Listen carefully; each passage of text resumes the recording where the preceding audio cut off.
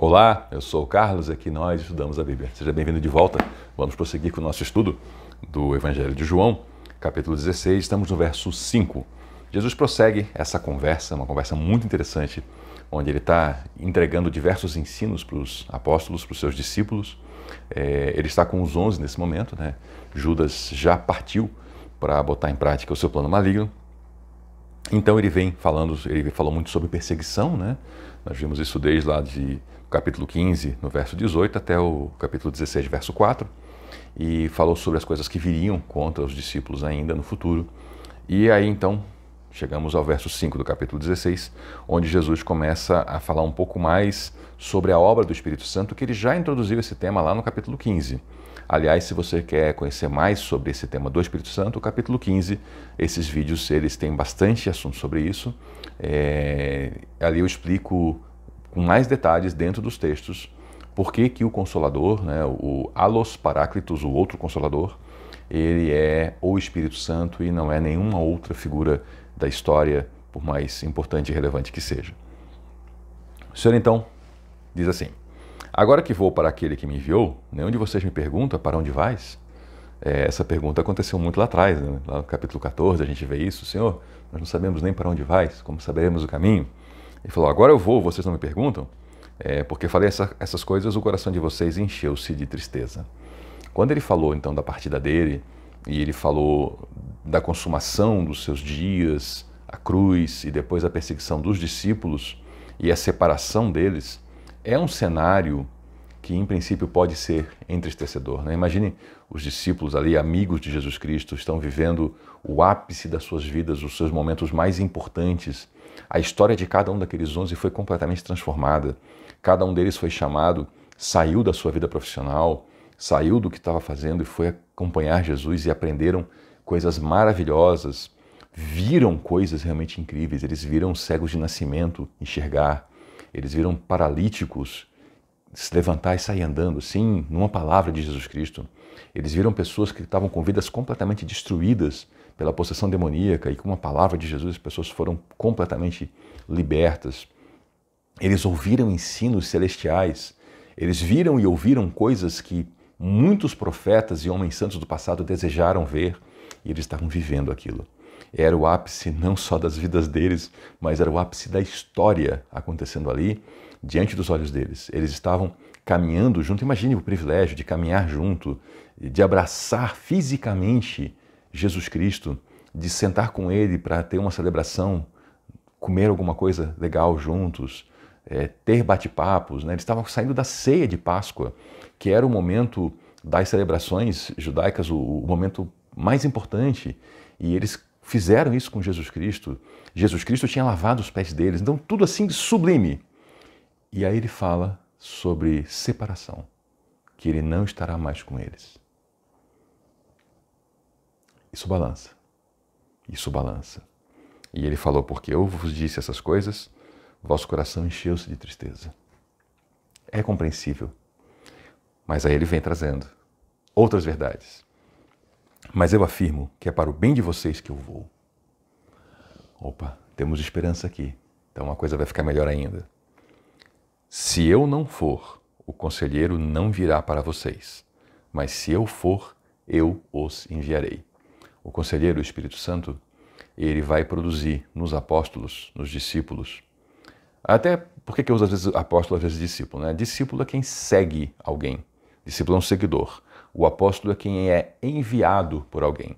Então eles são discípulos e apóstolos. Discípulos enquanto eles são seguidores de Cristo, seguidores desse caminho, aprendizes dele, e apóstolos quando eles são enviados na missão. Então o Espírito Santo ele vai produzir uma outra obra neles. Eles têm aprendido de Jesus Cristo, mas aprenderão também do Espírito Santo. Eles conviveram com Jesus Cristo, mas conviverão também com o Espírito Santo. E essa história ela vai ganhar uma expansão tão grande a partir da vida do Espírito Santo, e aí a alegria deles então será enorme, porque eles verão toda aquela obra de Cristo se expandindo. Quando ele vier, o Espírito Santo convencerá o mundo do pecado, da justiça e do juízo. Veja que o Espírito Santo ele traz esse convencimento do pecado, ele traz o convencimento da justiça e ele traz o convencimento do juízo. Isso é interessante para que a gente não caia no erro de querermos nós sermos os que convencem. Uma vez eu ouvi um homem, eu estava sentado num grupo, conversando, um grupo de cristãos, e ele disse uma coisa muito sábia que me marcou. Estávamos falando sobre certo assunto e ele disse que ele não tentaria fazer a obra que era do Espírito Santo. Esse convencimento não somos nós que fazemos, nós testemunhamos de Cristo. E é o Espírito Santo que realiza o convencimento. E aí Jesus explica, né? O que ele convence do pecado, por que é ou como que é. Convence do pecado porque os homens não creram em mim, não creram em Jesus. Então, o Espírito Santo vai convencer as pessoas disso. Muita gente que, inclusive, ainda nesse texto vai participar do assassinato de Cristo, mais tarde será convencida pelo Espírito Santo que estava em pecado, porque não creu em Jesus Cristo, e se juntarão à fé. Nós veremos em Atos que muitos fariseus e muitos sacerdotes se juntarão à fé cristã. E a justiça? Jesus vai para o Pai e os discípulos não o verão mais. E isso fará cumprir a justiça. Nós pensamos em justiça, às vezes muito ligado aos termos de poder judiciário, né? A justiça a gente pensa muito como, fulano entrou na justiça, ou seja, fulano iniciou um processo junto ao poder judiciário, ao Estado, para alcançar um certo objetivo. Só que justiça é um termo muito mais amplo, e especialmente aqui, né, para um judeu, justiça, né, a Sedaká, envolve tanta coisa a mais, envolve fazer o que é certo. Então, para um judeu, justiça envolve, por exemplo, ajudar o necessitado. Isso é um ato de justiça. A volta de Jesus para junto do Pai, onde os discípulos não o veriam mais, era colocar as coisas nos seus devidos lugares. Ele estaria no seu lugar, onde ele pertence, né? E isso é justiça. Então veja que o conceito de justiça ele é muito mais amplo, imensamente mais amplo, do que aquele processo judicial que você entrou lá buscando o seu objetivo.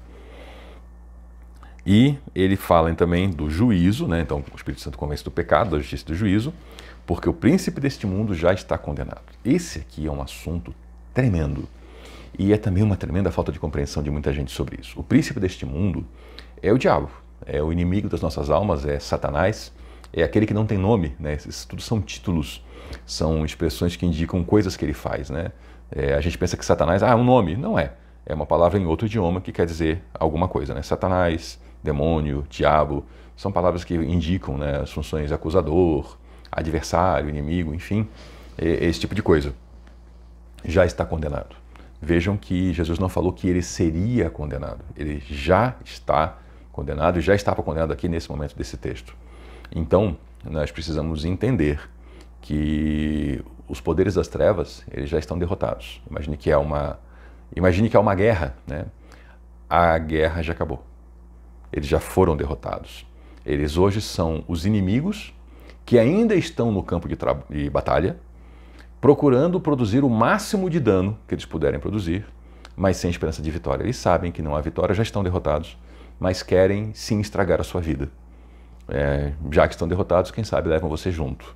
Então, mas é importante entender isso, as trevas já estão derrotadas. Não existe, como muitos pensam, uma dualidade, né, entre o bem e o mal. Inclusive há muita compreensão errada de símbolos antigos de outras culturas, né? E aí as pessoas trazem isso para os dias de hoje, sem entender o contexto de como o símbolo foi montado, e aí acham que existe no cosmos, né, no universo, uma dualidade. É como se Deus fosse, vamos dizer assim, o Deus do bem e o diabo fosse o Deus do mal, e eles estão lá travando uma disputa.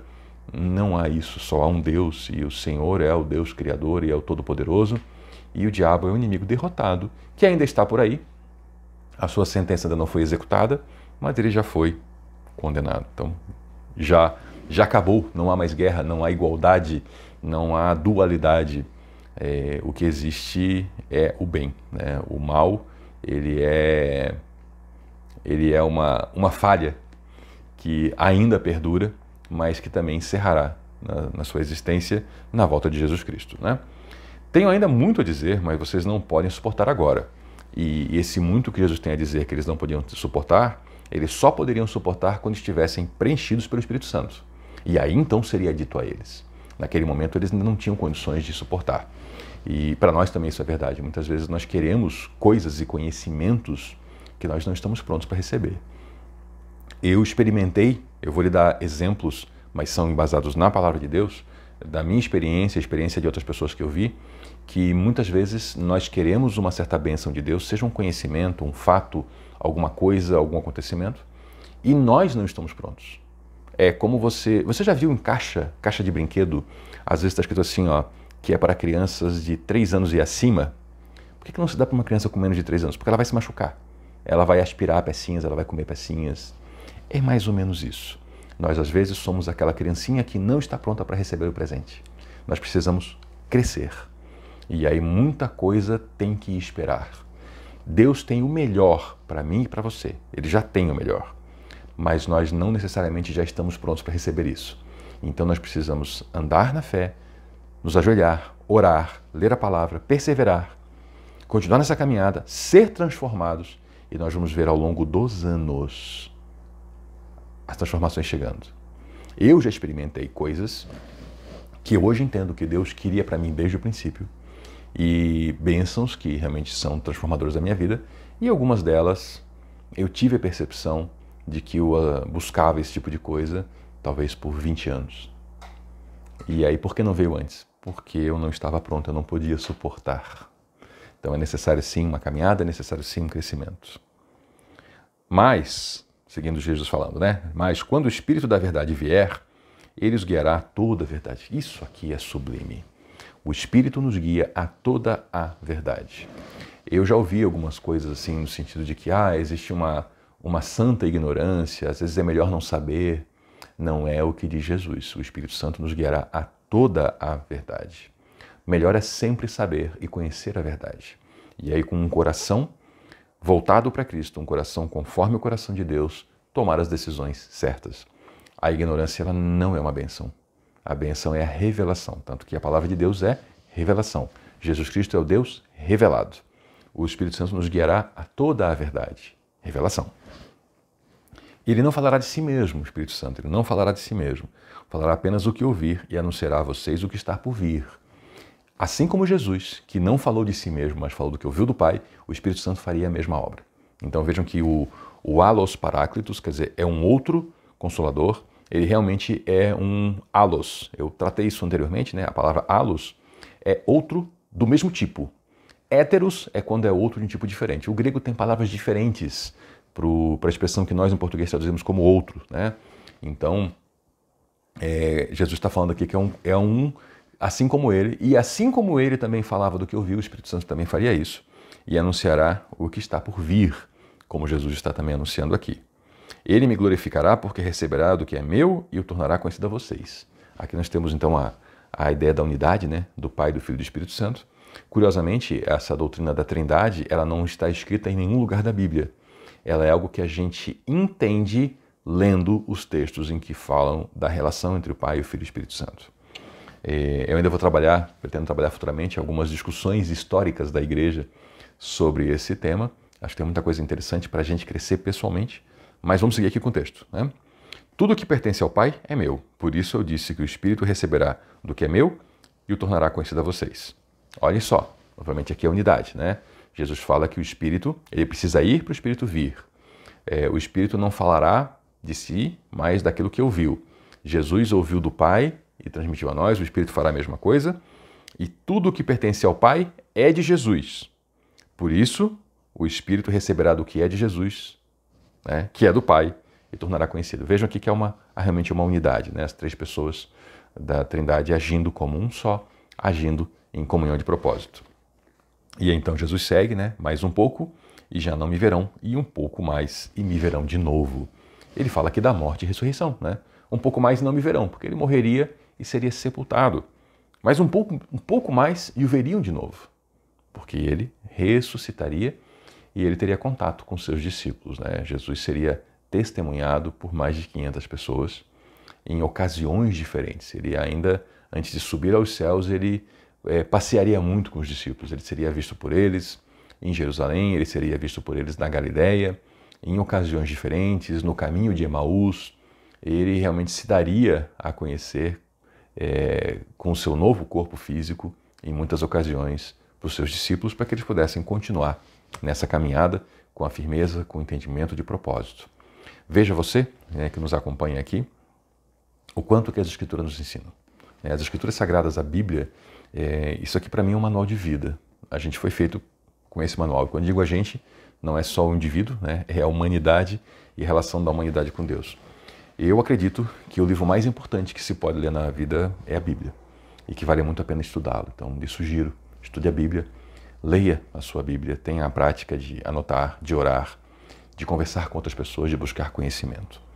Aproveite que você veio até aqui, está buscando conhecimento junto comigo nesse texto. Se você está gostando, deixe o seu joinha, isso ajuda a divulgação do material, aumenta o alcance desses vídeos aqui na plataforma. Se inscreva se não se inscreveu ainda, ative o sininho para receber notificações. Comente aqui embaixo sobre a sua experiência com a Bíblia, deixe suas perguntas também. Você que já me acompanha sabe que eu tenho a série Pergunte ao Carlos, onde eu procuro responder essas perguntas. Compartilhe com outras pessoas e volte no próximo vídeo, porque eu vou continuar a partir do verso 17, onde os discípulos interpelam Jesus, e se interpelam mutuamente sobre o que ele estava falando ali. Muito obrigado por nos acompanhar até aqui. Eu sou o Carlos e aqui nós estudamos a Bíblia. Até a próxima.